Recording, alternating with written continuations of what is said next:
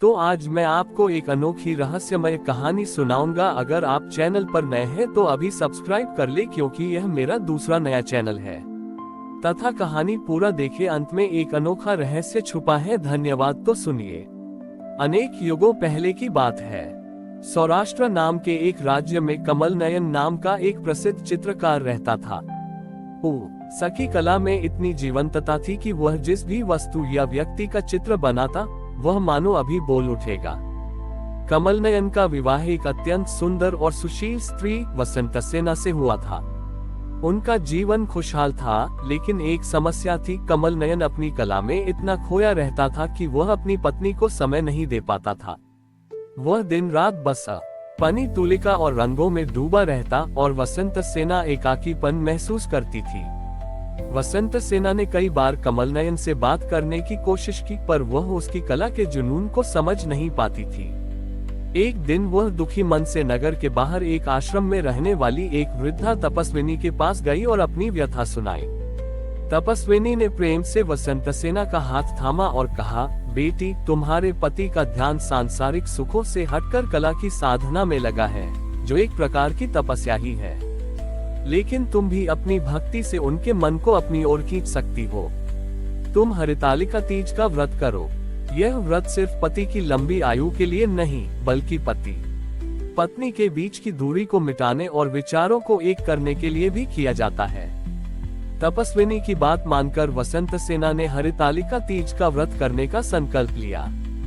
उसने अपने घर के एक कोने में मिट्टी से शिव पार्वती की एक सुंदर प्रतिमा बनाई। उस दिन उसने न तो अन्न खाया और न ही जल पिया। पूरी रात वह मूर्ति के साथ मने बैठकर भगवान शिव और माता पार्वती के प्रेम और समर्पण की कथाएं सुनती रही। सुबह होने से पहले उसने एक और काम किया। उसने अपनी तुलिका और रंगों से उस मिट्टी की मूर्ति को सजाया, मानो वह अपनी कला के माध्यम से अपने पति की कला और अपनी भक्ति को एक कर रही हो। जब कमल नयन सुबह उठा तो उसने अपनी पत्नी को उस सुंदर मूर्ति के सामने ध्यान करते हुए देखा। उसने मूर्ति की ओर देखा और दंग रह गया। वह समझ गया कि यह कला किसी और की नहीं, बल्कि वसंतसेना की है। उसने पहली बार महसूस किया कि उसकी पत्नी केवल एक गृहिणी नहीं, बल्कि एक कलाकार भी है। उसके मन में अपने एकाकीपन का एहसास दूर हो गया और उसे अपनी पत्नी के प्रति एक गहरा जुड़ाव महसूस हुआ। कमल नयन ने अपनी पत्नी के पास जाकर कहा, वसंतसेना, आज तुमने अपनी भक्ति और कला से मेरे मन के सबसे गहरे कोने को छू लिया है। मैं अब तक केवल अपने रंगों में डूबा था, लेकिन आज मुझे महसूस हुआ कि मेरे जीवन का सबसे सुंदर रंग तो तुम हो। उस दिन के बाद कमल नयन और वसंतसेना ने हरितालिका तीज का व्रत साथ मिलकर करना शुरू कर दिया। यह व्रत उनकी कला और भक्ति का संगम बन गया।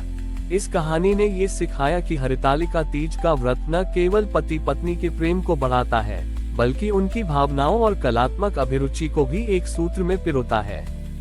कमल नयन और वसंतसेना की कला और भक्ति ने उन्हें एक नई पहचान दी। उनके बनाए शिव पार्वती के चित्र इतने जीवंत होते थे कि लोग दूर दूर से उन्हें देखने आते थे।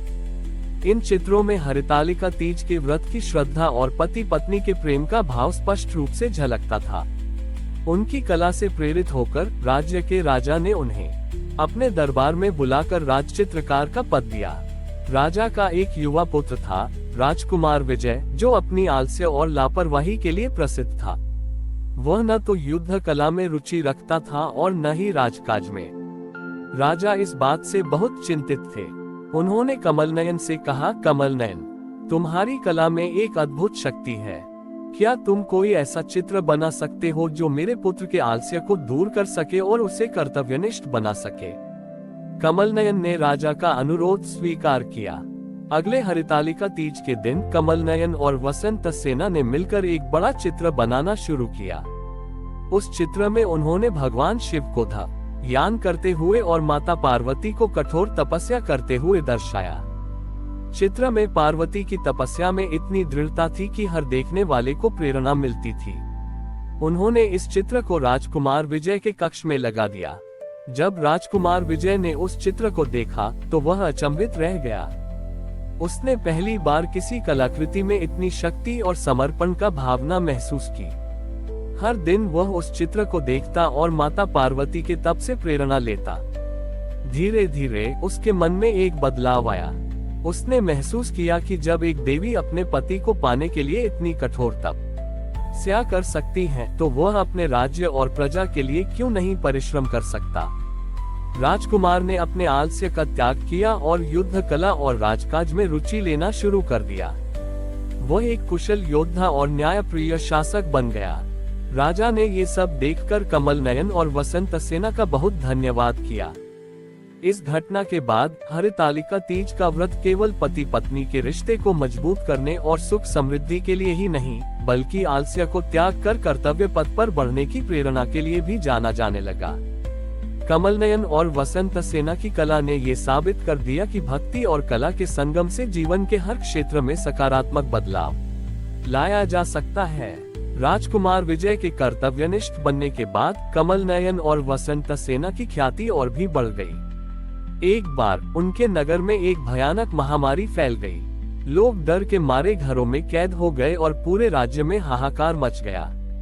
वैद्य और चिकित्सक भी इस बीमारी का कोई इलाज नहीं खोज पा रहे थे।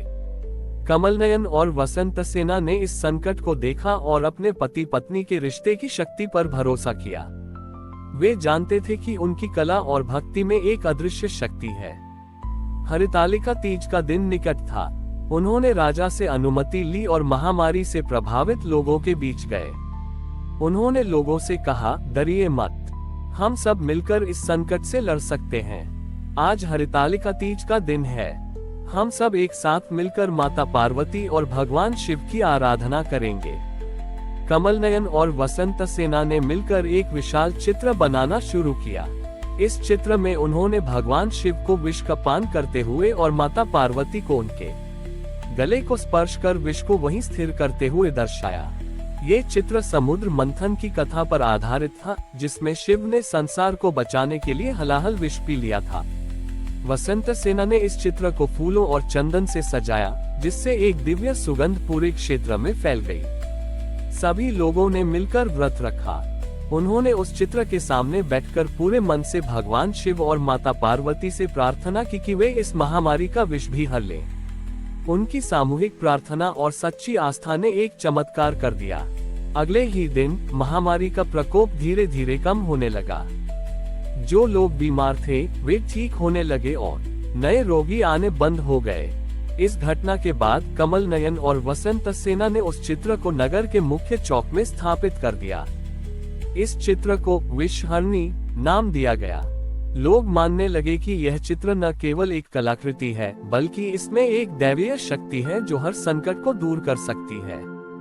हरितालिका तीज का व्रत अब केवल पारिवारिक और व्यक्तिगत सुखों के लिए ही नहीं, बल्कि महामारी जैसे बड़े संकटों से मुक्ति के लिए भी एक अटूट विश्वास का प्रतीक बन गया। कमल नयन और वसंत सेना की कहानी ने ये सिखाया कि कला, भक्ति और सामूहिक प्रार्थना में इतनी शक्ति है कि वे सबसे बड़ी आपदा को भी दूर कर सकती है। हमारी और भी आध्यात्मिक एवं अनोखी कहानियां देखने के लिए हमारे चैनल पर जाएं तथा धार्मिक एवं पौराणिक अनोखी कहानियां हमारे चैनल पर है। कृपया जाके देखें तथा हमारे चैनल को सब्सक्राइब करके रखें और वीडियो लाइक जरूर करें। धन्यवाद।